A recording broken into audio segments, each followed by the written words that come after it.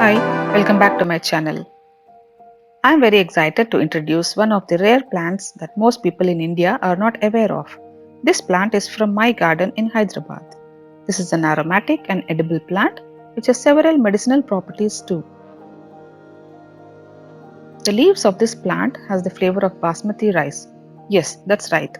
The name of this plant is Pandan. My pandan plant is 1 year old. Pandan plants look very similar to kivra plants. Both come from the same genus, that is Pandanus, but the scientific name of Pandan Leaf Plant is Pandanus amarylifolius. The leaves have basmati flavor and are used in several recipes, whereas the scientific name of Kivra plant is Pandanus odorifer. Kivra water is made with Kivra flowers and has a sweet flavor and used to flavor Biryanis and many desserts. This is Pandanus amarylifolius. Pandan plant is native to tropical and subtropical countries in Southeast Asia and South Asia. It has long blade-like pointed leaves. Let's see how the plant is propagated. Once the plant grows tall, the stem starts growing aerial roots, so the cuttings can be planted. Also, the plant grows suckers around the root, which can be transplanted too. I planted a cutting and it took almost a couple of months before I was confident that the plant had actually survived. I felt so lucky. Being a tropical plant, it requires the soil to be slightly moist and not dry. Doesn't require a lot of sunshine. Semi-shade is good enough. You should be able to grow this plant in any part of India. Just plant it in a place which is cool. In countries like Sri Lanka, Thailand, Singapore, Malaysia, Indonesia, etc., it is called pandan plant. It is a very popular ingredient in their cuisine and used in preparation of curries, drinks, and desserts.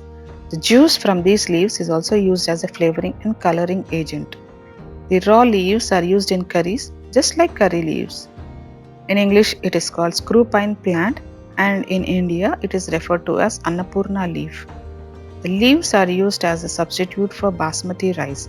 By using these leaves, you get the exact basmati flavor even while using normal rice. Hence, it is used in various rice preparations. The aroma is unbelievable. My whole house is filled with basmati flavor whenever I use it. I have used these leaves several times to make pulaos, biryanis, and jeera rice. Here you can see the aerial roots and the suckers too. The leaves have antibacterial and antifungal properties and used as a preservative as they prevent formation of molds in food. The leaves are used as natural air fresheners as they can get rid of bad odors in cars, wardrobes, closed rooms, washrooms, etc. I will just be plucking a couple of leaves which have actually begun to dry up. I will be showing you how to store them for future use. These plants have several medicinal benefits too. They relieve constipation. The paste of leaves is used as an ointment for joint pains. The leaves can lower blood sugar, used as a breath freshener. They can stop bleeding gums. They are high in vitamin A and iron and can also treat flu-like symptoms. Pandan leaves are used in several recipes to prepare teas, summer drinks, curries, and several other recipes that use rice. Pandan chicken is a delicacy where chicken pieces are wrapped in leaves and steamed. Let me show you how I store the leaves. Cut these leaves into smaller pieces. I am disposing the dried portions.